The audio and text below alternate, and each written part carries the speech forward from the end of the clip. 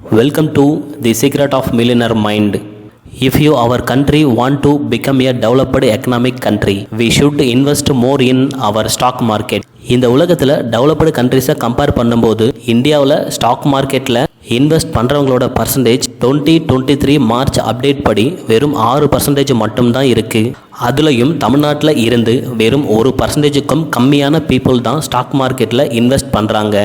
Real எஸ்டேட்லேயும் கோல்டுலேயும் invest பண்ணது போக மீதி இருக்கிற பணத்தை பீப்புள் ரொம்ப சேஃப்னு நினைக்கிற எல்ஐசி இன்சூரன்ஸ், பேங்க், போஸ்ட் ஆஃபீஸ்னு டெபாசிட் பண்ணி சேவ் பண்ணுறாங்க. பீப்புள் தன்னோட மணியை ரொம்ப சேஃபாக ப்ளே பண்ண நினைக்கிறதால போஸ்ட் ஆஃபீஸ் அண்டு பேங்க்கில் இருந்து அதிகபட்சமாக 7 to 8% மேலே இன்ட்ரெஸ்ட் கிடைக்கிறதில்ல. இந்த இடத்துல மக்கள் ரொம்ப கம்மியான ரிஸ்க் எடுத்து சேஃபாக தன்னோட பணத்தை இன்வெஸ்ட் பண்ணுறதால கம்மியான ரிட்டர்ன்ஸ் மட்டும்தான் அவங்களுக்கு கிடைக்கிது. ப்ராப்ளம்ஸை நீங்கள் எந்த அளவுக்கு ஃபேஸ் பண்ணுறீங்களோ அந்த அளவுக்கு வளர்ச்சி இருக்கும்ன்றத மைண்டில் வச்சுக்கோங்க. உங்கள் கையில் இருக்கிற பணத்தை போஸ்ட் ஆஃபீஸ் இல்லை பேங்க் மாதிரி சேஃபான இடத்துல இன்வெஸ்ட் பண்ணும்போது கம்மியான ரிட்டர்ன்ஸும் கம்மியான குரோத்தும் கிடைக்கிது. அதே பணத்தை ஸ்டாக் மார்க்கெட் மாதிரி ரிஸ்கான இடத்துல இன்வெஸ்ட் பண்ணும்போது அதிகமான ரிட்டர்ன்ஸும் அதிகமான குரோத்தும் கிடைக்கிது. ஃபைனான்ஸ் இன்ஃபோடெஸ்க் இன் தமிழ்ன்ற நம்ம யூடியூப் சேனல் வழியாக ஃபைனான்ஸ் ரிலேட்டடான புக்ஸை சாப்டர் வைஸ் அப்லோட் பண்ணிட்டு இருக்கிறோம். இந்த வீடியோ ஷேர் மார்க்கெட் பற்றி A to Z இன்ஃபர்மேஷனை அடுத்தடுத்து வரக்கூடிய வீடியோவில் நீங்கள் தெரிஞ்சிக்க முடியும். இந்த share market A to Z video சீரீஸ்க்கு முன்னாடி நம்ம சேனலில் ரிச் டாட் புவர் டாட் புக்ஸை பற்றி சாப்டர் வைஸ் அப்லோட் பண்ணியிருக்கிறோம். அந்த வீடியோவை பார்க்காதவங்க நம்ம சேனலில் இருக்கிற பிளேலிஸ்ட்டுக்கு போனீங்கன்னா முழு வீடியோவையும் சாப்டர் வைஸ் பார்க்க முடியும். எனக்கு ஷேர் மார்க்கெட்டை பற்றி எதுவுமே தெரியாதுன்னு சொல்கிறவங்களுக்கும் ஷேர் மார்க்கெட்டை பற்றி தெரிஞ்சுக்கிட்டு அதில் இன்வெஸ்ட்மெண்ட் பண்ண தயாராக இருக்கிறவங்களுக்குமான வீடியோ சீரியஸ் தான் இது. அதுலேயும் குறிப்பாக 20 இருந்து 32 ஏஜுக்குள்ளே இன்வெஸ்ட் பண்ணுறவங்களுக்கு இதுவே கோல்டன் டைம்ன்றதுனால யங்ஸ்டர்ஸ் இந்த வீடியோவை யூஸ் பண்ணிக்கோங்க. இந்த வீடியோ சீரீஸில் இருந்து நீங்கள் ஷேர் மார்க்கெட் எப்படி உருவானது, ஷேர் மார்க்கெட்டோட அட்வான்டேஜ் என்ன, ஒரு ஷேரை வாங்குறப்போ என்னென்னலாம் வேணும், புரோக்கரேஜ் சார்ஜ் எவ்வளோ பிடிக்கிறாங்க, ஒரு ஷேரை வாங்குறப்போ வரக்கூடிய ப்ராப்ளம்ஸ் என்ன, அதை எப்படி சால்வ் பண்ணுறது, ஷேர் மார்க்கெட்டில் யூஸ் பண்ணக்கூடிய டெர்மினாலஜிஸ் என்னென்ன, ஓவரால் ஷேர் மார்க்கெட்டில் என்னென்னலாம் சேல் பண்ணுறாங்க, மார்க்கெட்டோட குறியீடுகள், இந்த மாதிரி நிறைய விஷயங்களை share market A to Z video சீரீஸில் ஒவ்வொன்றா பார்க்கலாம். இந்த வீடியோ சீரீஸை முழுசாக பார்த்து முடிக்கும்போது நீங்கள் செல்ஃபாக ட்ரேட் பண்ணுற அளவுக்கு ட்ரெயின் ஆகியிருப்பீங்க. பார்ட் 1ன்ற இந்த வீடியோவில் இருந்து ஷேர் மார்க்கெட்னா என்ன, ஸ்டாக் எப்படி உருவானது, ஆரிஜின் ஆஃப் ஸ்டாக் மார்க்கெட்ன்றதை பற்றி மட்டும் இந்த வீடியோவில் பார்க்கலாம். Stock market is the trading process of buying and selling investment shares issued by and established company or a new company for profit. உங்களுக்கு ஸ்டாக் மார்க்கெட் பற்றின ஒரு இன்ட்ரோவா www.nseindia.com அல்லது www.bseindia.comன்ற வெப்சைட்டில் எதுவுமே தெரியலனாலும் பரவாயில்ல, ஜஸ்ட் ஒரு விசிட் பண்ணியாவது பாருங்கள். NSE அப்படின்னா நேஷ்னல் ஸ்டாக் எக்ஸ்சேஞ்ச், BSE அப்படின்னா Bombay stock exchange. First one, the story of the creation of stock. பங்கு சந்தை உருவான கதை. காய்கறி மார்க்கெட் மாதிரியே தான் ஸ்டாக் மார்க்கெட்டும். காய்கறி மார்க்கெட்டில் காய்கறிகளை சேல் பண்ணுறாங்க, ஸ்டாக் மார்க்கெட்டில் கம்பெனியோட ஸ்டாக்ஸை சேல் பண்ணுறாங்க. வெஜிடபிள் மார்க்கெட்டில் 1/2 கிலோ கேரட் கொடுங்க, 1/2 கிலோ கத்திரிக்காய் கொடுங்கன்னு கேட்குற மாதிரி அசோக் லைலாண்ட் கம்பெனியோட 100 ஷேர் கொடுங்க, இல்லை இந்தியன் பேங்கோட 100 ஷேர் கொடுங்கன்னு வாங்குகிறோம். வெஜிடபிள் மார்க்கெட்டில் நீங்கள் பே பண்ணி வாங்கின வெஜிடபிள்ஸை ரிட்டர்ன் கொடுத்தா வாங்கிப்பாங்களா இல்லையான்னு எனக்கு சரியாக தெரியல. ஆனால் ஸ்டாக் மார்க்கெட்டில் நீங்கள் பை பண்ணி வாங்கின ஷேர்ஸை வேணாம்னு டிசைட் பண்ணிட்டீங்கன்னா எப்போ வேணும்னாலும் சேல் பண்ணிக்க முடியும். காய்கறி வாங்கிறதுக்காக முன்னாடி எல்லாம் மார்க்கெட்டுக்கு தான் நாம் போக வேண்டி இருந்தது.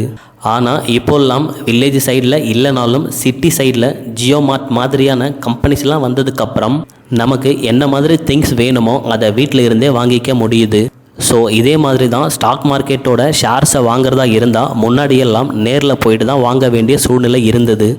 ஆனால் இன்றைக்கி டெக்னாலஜியோட டெவலப்மெண்ட்னால வீட்டில் இருந்தே கூட Groww, Upstox, Angel One, Paytm Money மாதிரியான புரோக்கர்ஸ் மூலமாக கம்ப்யூட்டர்ஸ் ஆர் மொபைலில் கூட வீட்டில் இருந்தே ஷேர்ஸை பை அண்ட் செல் பண்ண முடியுது. இது வரைக்கும் ஸ்டாக்கை பற்றியும் ஷேரை பற்றியும் எதுவுமே புரியலன்னு சொல்கிறவங்களுக்கு ஒரு எக்ஸாம்பிள் சொல்கிறேன், அண்டர்ஸ்டாண்ட் பண்ணிக்கோங்க. நீங்கள் ஒரு ஹோட்டல் பிஸ்னஸை 4 இல்லை 5 சிட்டியில் வச்சு ரன் பண்ணுறதா கற்பனை பண்ணிக்கோங்க. இப்போது ஹோட்டலில் நீங்கள் ப்ரொவைட் பண்ணக்கூடிய ஃபுட்டு ரொம்ப டேஸ்ட்டாகவும் கஸ்டமருக்கு ஒரு குவாலிட்டியான சர்வீஸையும் உங்களுக்கான டிமாண்டும் இருக்கிறதுனால இன்னும் அதிகமான சிட்டியில் ஹோட்டலை எக்ஸ்டெண்ட் பண்ண நினைக்கிறீங்க. ஆனால் ஹோட்டலை எக்ஸ்டெண்ட் பண்ணணும்னா அந்த அளவுக்கு பணம் இல்லைன்றதை நோட்டீஸ் பண்ணுறீங்க. இப்போது பேங்க்கில் லோன் வாங்கினா அதிகமான இன்ட்ரெஸ்ட்டை பே பண்ணி ஆகணும். யார்கிட்டையாவது கடன் வாங்கி பிஸ்னஸை எக்ஸ்டெண்ட் பண்ணுறதுக்கு உங்களுக்கு ஐடியா இல்லை. அடுத்து என்ன செய்யலாம்னு யோசிக்கும் போது தான் உங்களுக்கு ஒரு புத்திசாலித்தனமான ஐடியா தோணுது. அது என்னன்னா, ஹோட்டல் பிஸ்னஸில் ஒருத்தரையோ இல்லை 2 பேரையோ பார்ட்னராக சேர்த்துக்கிறதுக்கு பதிலாக நிறைய பேரை பார்ட்னராக சேர்த்துக்கணும்ன்ற ஐடியா. இந்த வீடியோவை பார்த்துட்டு இருக்கிற உங்களுக்கு ஒரு டவுட் வரலாம். அது என்னன்னா, பார்ட்னராக ஒருத்தரையோ இல்லை 2 பேரையோ சேர்த்துக்கிட்டாலே போதுமானதாச்சே, ஏன் நிறைய பேரை பார்ட்னராக சேர்த்துக்கணும்ன்ற டவுட். இங்கே இதில் தான் ஒரு ட்ரிக் இருக்குது. பிஸ்னஸில் ஒருத்தரோ இல்லை 2 பேரோ பார்ட்னராக இருக்கும்பொழுது 2 பேரில் ஒருத்தரோ இல்லை 2 பேருமாவோ ப்ராப்ளம் பண்ணும்போது அந்த பிஸ்னஸில் இருந்து நீங்கள் எக்ஸிட் ஆக வேண்டிய சூழ்நிலை வரலாம். இதனால தான் நிறைய பேர்கிட்ட கம்பெனியோட பங்குகளை அதாவது பார்ட்னராக சேர்த்துக்கும் போது பெரிய அளவில் ப்ராப்ளம்ஸ் வராது. இப்போது பிஸ்னஸை எக்ஸ்டெண்ட் பண்ணுறதுக்காக கேபிட்டல் அமௌண்ட்டை கலெக்ட் பண்ணணும்னு டிசைட் பண்ணிட்டேன்னு வச்சுக்கோங்க. உங்களுக்கு தேவைப்படக்கூடிய அமௌண்ட் 8 கோடி. 8 கோடியில் 80 லட்சம் ஷேர்ஸ் இருக்குது. 8 கோடியை 80 லட்சத்தால் டிவைட் பண்ணும்போது 10 ரூபாய் கிடைக்கும். இதுதான் ஒரு ஷேரோட ப்ரைஸ். ஸோ இதை தான் முகமதிப்பு இல்லை ஃபேஸ் வேல்யூன்னு சொல்லுவாங்க. ஷேர்ஸை பை பண்ண நினைக்கிறவங்க 10 ரூபாயில் ஸ்டார்ட் பண்ணி எவ்வளோ வேணும்னாலும் பை பண்ணிக்க முடியும். இப்போது மறுபடியும் உங்கள் பிஸ்னஸை டெவலப் பண்ண நினைக்கிறீங்க. அதுக்கு இன்னும் 40 கோடி தேவைப்படுது. ஏற்கனவே இருக்கிற 80 லட்சம் ஷேர்ஸை அப்படியே ஹோல்ட் பண்ணி வச்சிருந்து உங்கள் கம்பெனியோட 10 ரூபாய் ஃபேஸ் வேல்யூ இருக்கிற 20 லட்சம் ஷேர்ஸை மறுபடியும் மார்க்கெட்டில் சேல் பண்ணுறீங்க. உங்கள் பிஸ்னஸ் மேலே ஏற்கனவே மக்களுக்கு ஒரு நம்பிக்கையை நீங்கள் கிரியேட் பண்ணி வச்சிருக்கிறதால, தட் மீன்ஸ் ஹோட்டல் சரவணபவன் மாதிரி ஒரு பிராண்டை கிரியேட் பண்ணி வச்சிருக்கிறதால 10 ரூபாய் ஃபேஸ் வேல்யூ இருக்கிற ஒரு ஷேரை 200 ரூபாய்க்கு மார்க்கெட்டில் சேல் பண்ணுறீங்க. 190 ரூபாய் ப்ரீமியமாக வச்சு. இங்கே மறுபடியும் உங்களுக்கு ஒரு டவுட் வரலாம். 10 ரூபாய் ஃபேஸ் வேல்யூ இருக்கிற ஒரு ஷேரை யார் 200 ரூபாய் கொடுத்து வாங்குவாங்க அப்படின்னு. அதுக்கும் ஒரு எக்ஸாம்பிள் சொல்கிறேன் கேளுங்க. சாதாரண ஒரு ரோட்டு கடையில் 2 இட்லி 10 ரூபான்னு வாங்கி சாப்பிட்றோம். டேஸ்ட் ரொம்ப நல்லாவே இருக்குது. அதே இட்லி அதே டேஸ்ட்டோட சரணபவன் ஹோட்டல்லையோ இல்லை பாலாஜி பவன் மாதிரியான ஹோட்டல்லையோ சாப்பிடும்போது ஒரு இட்லி 10 ரூபான்னு கணக்கு பண்ணி 2 இட்லி 20 ரூபாய் கொடுத்துட்டு சாப்பிட்டு தான் வரோம். இந்த இடத்துல ரேட்டு ஏன் அதிகமாக இருக்குதுன்னு நாம் கேட்கறது இல்லையே. அது ஏன்னா அந்த இட்லி அந்த ஹோட்டலில் அந்த ரேட்டை கொடுத்து தான் ஆகணும். இப்போது உங்களுக்கு புரியும்னு நினைக்கிறேன். 10 ரூபாய் ஃபேஸ் வேல்யூ இருக்கிற ஒரு ஷேரை எப்படி 200 ரூபாய்க்கு சேல் பண்ணுறாங்க அப்படின்னு. இப்போது உங்கள் கம்பெனியில் ஏற்கனவே 80 லட்சம் ஷேர்ஸ் ப்ளஸ் 20 லட்சம் ஷேர்ஸ்னு மொத்தம் 1 கோடி ஷேர்ஸ் அவைலபிளாக இருக்குது. இந்த 1 கோடி ஷேர்ஸை முதல்ல நேஷ்னல் ஸ்டாக் எக்ஸ்சேஞ்சிலையோ இல்லை பாம்பே ஸ்டாக் எக்ஸ்சேஞ்சிலையோ வரிசைப்படுத்தி ஆகணும். என்எஸ்சி பிஎஸ்சியில் உங்கள் கம்பெனியை ரிஜிஸ்டர் பண்ணி முடித்து லிஸ்ட் பண்ணிட்டாலே மக்கள் யார் வேணும்னாலும் கம்பெனியோட ஃபேஸ் வேல்யூவான 10 ரூபாயில இருந்து எவ்வளோ ஷேர் வேணும்னாலும் பை அண்டு செல் பண்ணிக்க முடியும். ஸோ இதுதான் ஒரு ஷேர் இல்லை ஸ்டாக்ஸ் உருவாகக்கூடிய விதம். ஒரு கம்பெனியை ஸ்டார்ட் பண்ணி நடத்துகிறவங்கள ப்ரமோட்டர்ஸ் அப்படின்னும், ப்ரமோட்டர்ஸ் இன்வெஸ்ட் பண்ண முதலீட்டை ஈக்விட்டி கேபிட்டல்னு சொல்லுவாங்க. அடுத்துதான் டிவிடெண்ட். டிவிடெண்ட் அப்படின்னா ஒரு ஷேரோட ஃபேஸ் வேல்யூ 10 ரூபான்னு இருந்தால் அந்த ஒரு ஷேர் மூலமாக ஈக்விட்டி கேபிட்டல் அமௌண்ட்டான 1 கோடிக்கு போய் சேர வேண்டிய அமௌண்ட்டை குறிக்குது. இப்போது உங்களுக்கு ஒரு சின்ன ஹோம்ஒர்க் கொடுக்கலாம்னு நினைக்கிறேன். இன்னைக்கு டேட்டில் www.nseindia.comன்ற வெப்சைட்டில் போனீங்கன்னா ICICI Bank, ONGC, BHEL, Reliance Industries இதனுடைய ஃபேஸ் வேல்யூக்கு மேலே ப்ரீமியம் அமௌண்ட் எவ்வளோன்னு செக் பண்ணி பாருங்கள். Second one, origin of stock market, பங்கு சந்தையின் பிறப்பிடம். ஒரு ஸ்டாக் எப்படி உருவாகுதுன்னு இதுக்கு முன்னாடி பார்த்து இருந்தோம். இப்போ ஸ்டாக்கை பை அண்ட் செல் பண்ணுறதுக்கு ஒரு இடம் வேணும் இல்லையா? இதை பற்றியும் பார்க்கலாம்.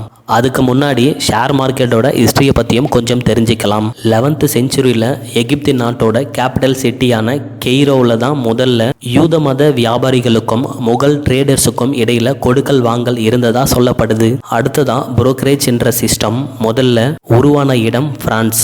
12ஆம் நூற்றாண்டு பேங்க் ஃபார்மருக்கு கொடுத்த கடனை ஆர்கனைஸ் பண்ணுறதுக்காக பேங்க் சைட்ல இருந்து ஒரு சிலரை வேலைக்கு எடுத்துக்கிட்டாங்க. இவங்கள தான் புரோக்கர்ஸ்னு அழைக்கப்பட்டாங்க. புரோக்கரேஜ் சிஸ்டமே இங்கிருந்து தான் முதல்ல உருவாக ஆரம்பிச்சது. வேண்டர் பியூர்ஸ்ன்ற ஒரு வியாபாரியோட வீட்டில் அந்த சிட்டியில் இருந்த வியாபாரிங்க எல்லாம் மாதம் ஒரு முறை ஒன்று கூடி ட்ரேட் பண்ணியிருக்காங்க. அது கொஞ்சம் கொஞ்சமாக பக்கத்தில் இருந்த மற்ற கண்ட்ரிஸுக்கும் ஸ்ப்ரெட் ஆக ஆரம்பிச்சது. அடுத்ததான் 13th செஞ்சுரியில் வெனிஸ் நாட்டில் பேங்கை ரன் பண்ணிட்டு இருந்தவங்க கவர்மெண்ட்டோட கடன் பத்திரங்களை பை அண்ட் செல் பண்ண ஆரம்பிச்சாங்க. இந்த ஜாயிண்ட் ஸ்டாக் மாதிரியான கம்பெனிஸ் ஸ்டாக் ஹோல்டர்ஸ்க்கு இன்வெஸ்ட்மெண்ட் பண்ண அளவுக்கு ஏற்ற மாதிரி அது ப்ராஃபிட்டாக இருந்தாலும் லாஸாக இருந்தாலும் அதை அக்செப்ட் பண்ணிக்க ஆரம்பிச்சாங்க. அதுக்கப்புறம் கடைசியாக 1602 டச் ஈஸ்ட் இந்தியன் கம்பெனியில் ஆம்ஸ்டர்டாம் ஸ்டாக் எக்ஸ்சேஞ்சு தான் தன்னுடைய முதல் பங்குகளையும் கடன் பத்திரங்களையும் இன்ட்ரடியூஸ் பண்ணவங்க. இதே ஆம்ஸ்டர்டாம் ஸ்டாக் எக்ஸ்சேஞ்சு தான் ஃபர்ஸ்ட் டைமாக ட்ரேடிங் பண்ணுறதையும் இன்ட்ரடியூஸ் பண்ணவங்க. மறுபடியும் இதே டச் நாட்டை சேர்ந்த கம்பெனி தான் ஆப்ஷன் ட்ரேடிங், ஷார்ட் செல்லிங் இந்த மாதிரியான ட்ரேடிங்கை உலகுக்கு கொடுத்தவங்க. இப்படி ஸ்டார்ட் பண்ண ஆரம்பித்தது இன்னைக்கு ஸ்டாக் மார்க்கெட்டே இல்லாத கண்ட்ரியே இல்லாத அளவுக்கு வளர்ந்துருக்கு. இதுவரைக்கும் வேர்ல்டு லெவலில் ஸ்டாக் மார்க்கெட் எப்படி உருவானதுன்னு பார்த்து இருந்தோம். இப்போ இந்தியாவில் ஸ்டாக் மார்க்கெட் எப்படி உருவானதுன்னு பார்க்கலாம். இந்தியாவோட ஸ்டாக் மார்க்கெட் ஆசிய கண்டத்திலேயே ரொம்ப ஓல்டஸ்ட் ஸ்டாக் மார்க்கெட். 1850 மும்பையில் இப்போ இருக்கிற ஹார்மனின் சர்க்கிள்ன்ற இடத்துல இருந்த டவுன் ஹாலுக்கு முன்னாடி நேச்சுரா இருந்த பெரிய ஆலமரத்துக்கு கீழே தான் நம்மளுடைய ஸ்டாக் மார்க்கெட் ஆரம்பிச்சது.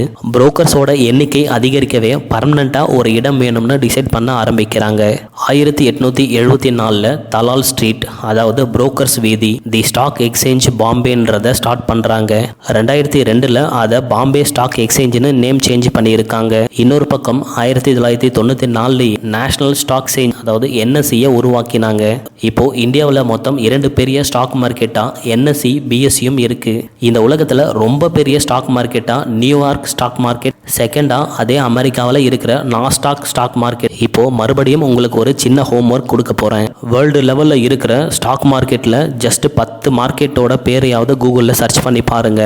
இதோட share market A to Z video சீரிஸோட பார்ட் 1 வீடியோ கம்ப்ளீட் ஆகுது. இந்த பார்ட் 1 வீடியோவில் இருந்து ஸ்டாக் மார்க்கெட்னா என்ன, ஸ்டாக் மார்க்கெட் எப்படி உருவானது, ஆரிஜின் ஆஃப் ஸ்டாக் மார்க்கெட்ன்றதை பற்றி பார்த்துருக்கோம். அடுத்ததா share market A to Z part 2 வீடியோவில் ஸ்டாக் எக்ஸ்சேஞ்சை பற்றியும் டிமேட் அக்கௌண்ட் அண்ட் புரோக்கிங் அக்கௌண்ட்டை பற்றியும் பார்க்கலாம். ஏதேனும் ஒன்றை புதிதாக முயற்சி செய்பவர்களை கிண்டலும் கேலியும் செய்யும் மக்கள் ஒருபோதும் இருக்கும் இடத்திலிருந்து முன்னேறுவதில்லை. இந்த வீடியோ பிடிச்சிருந்தா மறக்காமல் லைக் அண்ட் சப்ஸ்கிரைப் பண்ணிடுங்க. ஸோ நவ் தேங்க்யூ ஃபார் வாட்சிங்.